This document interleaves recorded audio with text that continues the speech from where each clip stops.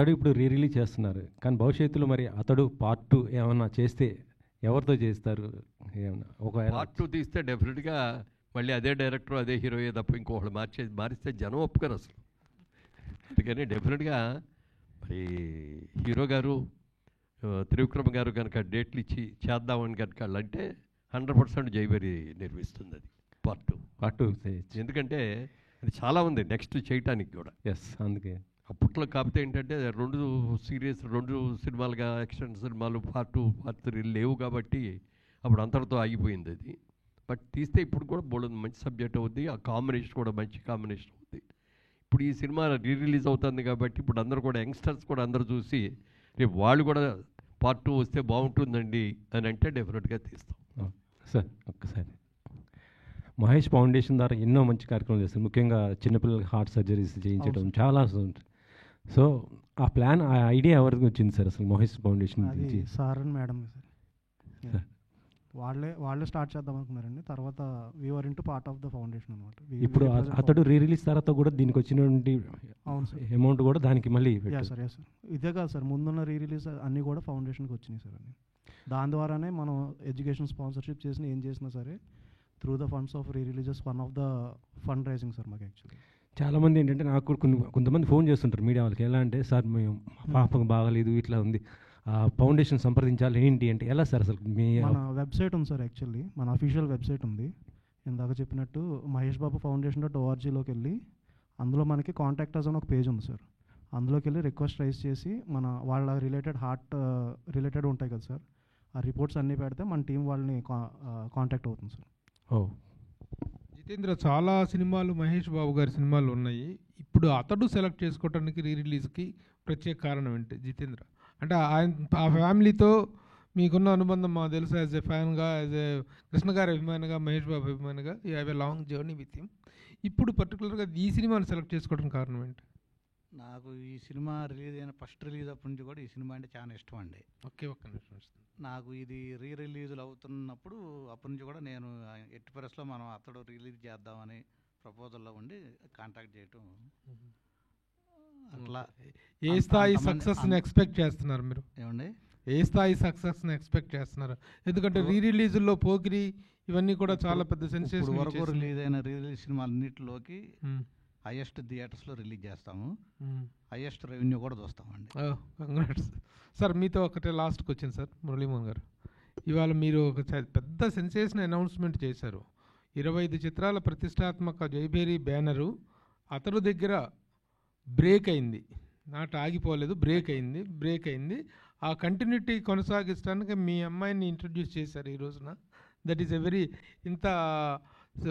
ఈ సందర్భంగా ఆ అనౌన్స్మెంట్ అనేటువంటిది again do you think that the same glory of and the legacy of జైబేరి will continue with her or with you all? With her అంటే అందరూ ఫ్యామిలీయే కదా, మేమందరూ కూడా ఒకే ఫ్యామిలీ కాబట్టి డెఫినెట్గా షీ విల్ టేక్ లీడ్ డెఫినెట్గా. ఎందుకంటే అద్భుతమైన నాలెడ్జ్ ఉంది సినిమా ఇండస్ట్రీ గురించి. మరి దాదాపుగా 8 సంవత్సరాల పాటు అక్కడ అమెరికాలో ఉండి, లాస్ ఏంజల్స్లో ఉండి, సినిమా పెద్ద పెద్ద డిస్ట్రిబ్యూటింగ్ కంపెనీస్లో ఉండి, వాళ్ళు ఏ సినిమా గురించి చెప్పినా, ఇంగ్లీష్ సినిమాలు కానీ ఏ సినిమా గురించి చెప్పినా కూడా ఇమ్మీడియట్గా దాని గురించి చెప్తుంది. మన ఇండియన్ ఫిలిమ్స్ కూడా, మలయాళం ఏ సినిమా రిలీజ్ అయినా రోజు సినిమాలు చూస్తూనే ఉంటుంది. కొత్త సినిమాలు కానీ ఓటీటీలో వచ్చేవి కానీ అన్నీ కూడా సినిమాలలో చాలా బాగుంది, చాలా పర్ఫెక్ట్గా ఉంటుంది. స్క్రీన్ ప్లే వాటి గురించి కూడా సినిమా ఒక్కోసారి నాకు అర్థం కాకపోతే పెదనాన్న గారు ఈ సినిమా చూడండి చాలా బాగుంటుంది అని చెప్పి ముందు అవుట్లైన్ చెప్పమంటే అవుట్లైన్ చెప్పేస్తుంది. సినిమా కథ సినిమా చూసినట్టే ఉంటుంది, అంత బాగా. She got very good knowledge అండి. బాగా సక్సెస్ అవుద్దని, అవ్వాలని మనస్ఫూర్తిగా మేమందరం కూడా కోరుకుంటున్నాం. అలాగే మీ అందరి ఆశీస్సులు, ప్రేక్షక మహాశైల ఆశీస్సులు కూడా ఉంటే జైభేరి మోగిస్తుంది. నిర్మాణ వారసులు వచ్చారు. మురళీమోహన్ గారు నమస్కారం సార్. అంటే అతడు సినిమా అంతకుముందు అసలు ఎన్నిసార్లు చూసినా తరగతి తెలియలేదు. అయితే ఈ సినిమా అంతకుముందు చాలా సినిమాలు కాస్ట్ ఫెయిల్యూర్ సినిమాలుగా చాలా సినిమాలు వచ్చినాయి. అవి కూడా సక్సెస్ అయినా కానీ కాస్ట్ ఫెయిల్యూర్ వచ్చినాయి. ఆ కోవకు చెందిన సినిమాగా ఇది అప్పట్లో చెప్పుకునేవారు. దాని గురించి మీరు ఏం చెప్తారు? నిజంగా ఒక కొత్త సినిమా రిలీజ్ అయిన తర్వాత డివైడెడ్ టాక్స్ వస్తూ ఉంటాయి కదా, దాని మూలంగా కొంతమంది చూశారు కానీ ఎక్కువ మంది చూడలేకపోయారు. అవును.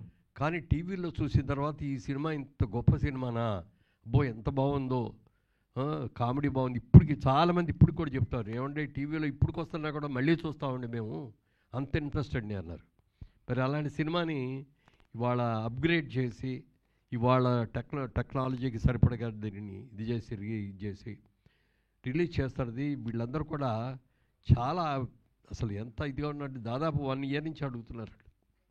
లేదండి మేము బాగా చేస్తామండి, ఆల్రెడీ ఈ సినిమాలు చేసామండి అది చెప్పి అడిగితే, సరే మన జిల్లా వాళ్ళు అని చెప్పి ఒక ఆత్మీయతతో కానీ డెఫినెట్గా ఇచ్చాం. మీరు చాలా సినిమాలకి నాకు తెలిసి కొన్ని సినిమాలకి రేట్ని ఇచ్చిన సందర్భాలు ఉంటాయి. కృష్ణ గారు అయితే చాలా సినిమాలకి ఇచ్చారు. అలాగే ఈ సినిమాకి ఎస్పెషల్లీ అప్పట్లో టాక్ ఉండేది, మన మహేష్ బాబు గారు త్రివిక్రమ్ కూడా తీసుకున్న రిమ్యూనరేషన్ కొంత తిరిగి ఇచ్చారని అప్పుడు అనుకునేవారు. అది ఎంతవరకు కరెక్ట్ సార్? అది తిరిగి ఇవ్వాల్సిన అవసరం రాలేదండి.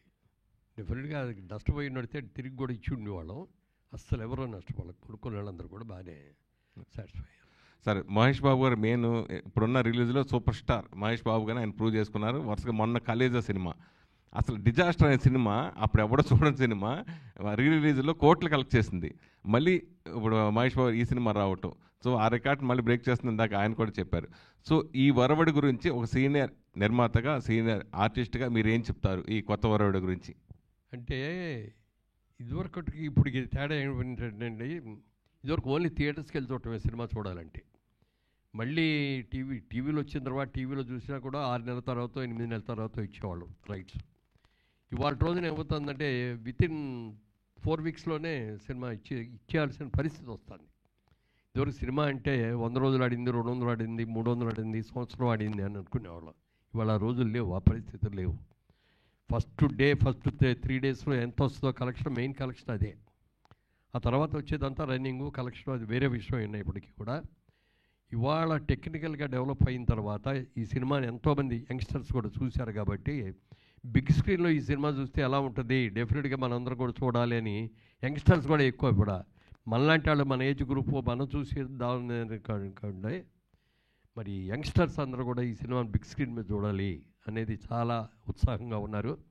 డెఫినెట్గా ఇది మంచి సినిమా అవుతుంది.